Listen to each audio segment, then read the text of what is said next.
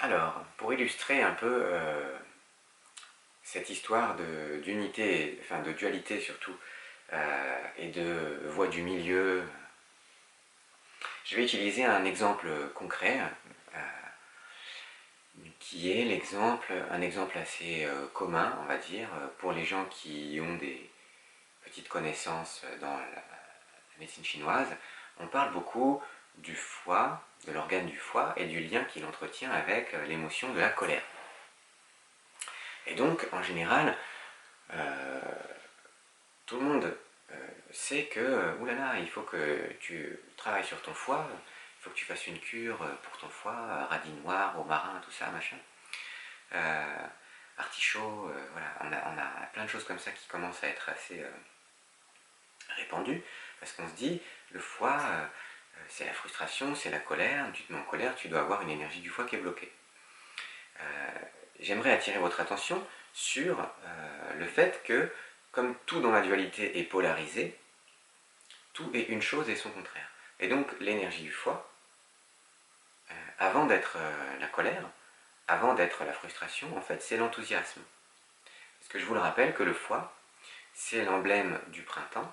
Le printemps, c'est les premiers temps. D'accord ? Printemps, étymologiquement, ça veut dire premier temps. Donc en fait, qu'est-ce qui caractérise le début ? C'est l'enthousiasme. Au début, on est toujours enthousiaste, que ce soit dans les histoires d'amour, ou que ce soit dans les projets, ou que ce soit même dans l'enfance. Ils sont toujours « Ah ouais, ok, super, ah ouais, oh, génial, ah, on va jusque là, ah ouais, on va jusque là ». Voilà, c'est beaucoup plus commun. C'est très rare de voir des enfants qui ne sont pas enthousiastes. C'est la nature des premières choses, c'est la nature de tout début. La force des débuts, c'est l'enthousiasme. Et donc le foie, c'est cette énergie en fait d'action qui, dans sa naissance, dans son expression, commence par un enthousiasme. Un enthousiasme. Et cet enthousiasme, en fait, le problème, il est fragile. C'est comme la naïveté, c'est fragile. Parce qu'au début, on est enthousiaste, mais on est aussi naïf. Et puis après, on se heurte à la réalité des choses qui font que généralement nos enthousiasmes, quand ils ne sont pas tués dans l'œuf, ils sont tués assez rapidement quand même. C'est-à-dire, ah ouais, ouais, j'ai fait ça, ah non, tu peux pas en fait. Ah non, c'est trop cher en plus. Ou ah bah non, mais là, on n'a pas le temps. Ou ah bah non, bah là, t'as pas le droit. Donc à chaque fois, c'est, voilà, l'enthousiasme, il rencontre une barrière, et du coup, quand il rencontre une barrière, il revient polarisé, et du coup, il était parti enthousiaste, il revient frustration. D'accord ? Mais c'est la même énergie. Hein. Alors, si par exemple je vous dis enthousiasme, frustration. Attention, j'enlève l'enthousiasme, j'enlève la frustration aussi. Et j'enlève la frustration, il n'y a plus d'enthousiasme non plus. Donc souvent, moi, ce que je dis, c'est vous êtes en colère à hauteur de votre enthousiasme. Voilà, parce que c'est ça la réalité duelle. C'est que tout comme je ne peux pas enlever le plat de ma main, la paume de ma main sans enlever le dos de ma main, puisqu'en fait c'est ma main, juste pile ou face, vous voyez, c'est la même énergie, mais qui se retourne. C'est la même énergie qui est polarisée. Donc l'enthousiasme ne peut pas exister sans la frustration, et la frustration ne peut pas exister sans l'enthousiasme. Donc le but, c'est pas de se dire « Ah, j'ai compris, moi je vais être une personne enthousiaste et je vais pas être une personne en colère ». Parce qu'en fait, quelque part, on peut se faire croire qu'on y arrive à un moment donné, mais c'est pas vraiment vrai. Et il faut s'autoriser en fait à ce que la colère soit là, puisqu'en fait elle vit en même temps que l'enthousiasme. Et que de toute manière, tous vos enthousiasmes vont toujours se confronter à des limites. Donc vous allez toujours avoir ce petit sentiment de colère. Mais ce petit sentiment de colère, si vous l'acceptez, eh ben vous pouvez juste vivre avec. Et du coup, ça ne va pas devenir le côté cocotte minute de non, non, non, moi je suis pas en colère, non, non, non, je suis pas colérique, non, pas du tout, non, ça n'existe pas en moi. Et puis au bout d'un moment, vous explosez, vous savez pas pourquoi. Alors que des fois, c'est peut-être plus juste de dire mais ouais, là, ça me saoule ça. Mais bon, oui, mais je suis carrément saoulé. Ok, voilà, c'est comme ça.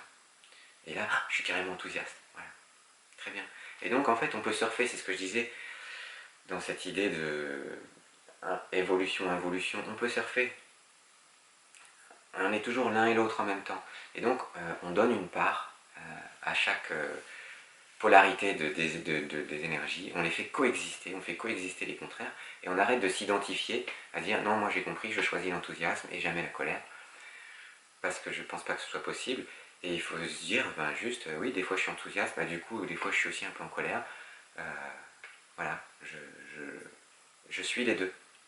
Et je suis les deux, et ça dépend des moments. Et en faisant comme ça, on a une liberté, en fait, une vraie liberté d'être. Vous savez, dans la mythologie, la colère de Zeus, elle est divine aussi. Donc des fois, il peut y avoir des colères qui sont divines. À vous de voir. Et surtout si on ne s'identifie pas trop à elle. Voilà. Et juste on la joue à un moment donné parce qu'elle utilise. Non, là maintenant ça suffit. Ça y est, c'est bon, c'est fini. Ok, allez, on passe à autre chose. Voilà. Ça peut être divin. Mais si on est là, ah putain, j'en ai marre, mais ça fait 15 plombes et j'en peux plus. Là, du coup, c'est sûr, elle n'est pas divine la colère. Elle est juste. C'est l'expression de quelque chose qu'on ne peut pas utiliser. C'est-à-dire, on devient la colère au lieu de l'utiliser comme un outil qui va désamorcer une situation. Voilà, on est complètement enseveli dedans et on met 15 plombes à s'en remettre.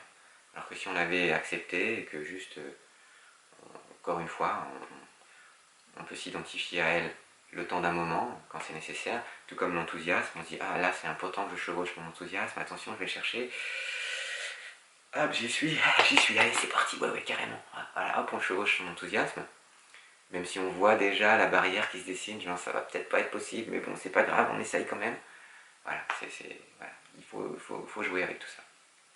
Et là on deviendra vraiment libre. Voilà, pour moi c'est ça la voie du milieu, c'est pas de dire non, je suis impassible, je suis ni enthousiaste, ni colérique, je suis juste un sage. Ça me paraît possible, c'est ça qu'il faut faire si vous faites de la méditation, parce que vous cherchez à équilibrer tout ça en vous. Quand vous faites de la méditation, c'est ni le moment d'être enthousiaste ni en colère, mais après dans la vie avec les gens, vivez, hein. Il faut vivre, il faut arrêter de... Non, moi je médite, du coup, ça ne touche pas. N'importe quoi.